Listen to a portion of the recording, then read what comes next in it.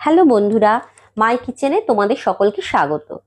চলো তোমাদের সাথে আজকে আমি একটা চিলি চিকেনের রেসিপি শেয়ার করি।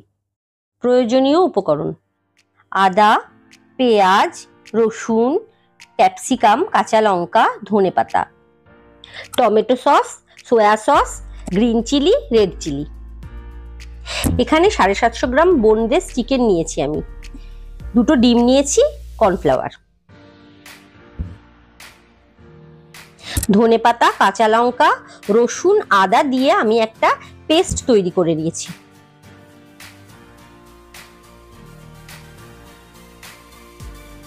এরপর চিকেনটাকে ম্যারিনেট করার জন্য 1 চামচ লবণ, ওই যে আদা রসুনের পেস্টটা মাখিয়ে রেখেছিলাম সেটাকে দিয়ে, তারপর soya sauce, tomato sauce, chilli sauce দিয়ে আমি ওটাকে চামচ দিয়ে মাখিয়ে কিছুক্ষণ রেস্টে রেখেছিলাম।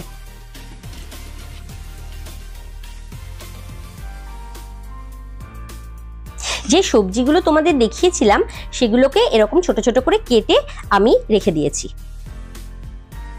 এরপর ম্যারিনেট করা চিকেনের মধ্যে 1/2 কাপ কর্নফ্লাওয়ার, 2টো ডিম দিয়ে এটাকে হাতের সাহায্যে ভালো করে মাখিয়ে নিয়েছি।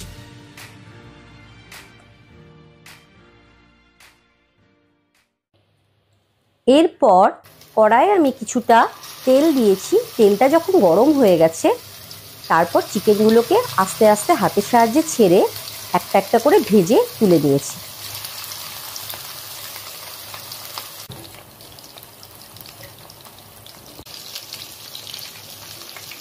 চিকেনগুলো আমি মোটামুটি 3 বার ভেজেছি।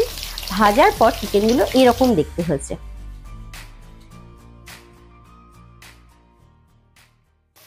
এরপর ওই তেলে আমি যে সবজিগুলো কেটে রেখেছিলাম সেগুলো দিয়ে খুন্তি দিয়ে একটু ভালো করে নেড়েচেড়ে তার মধ্যে চিকেনটা অ্যাড করে দিয়ে চিকেনটাকে খুন্তি দিয়ে আবার ভালো করে নেড়ে দিলাম।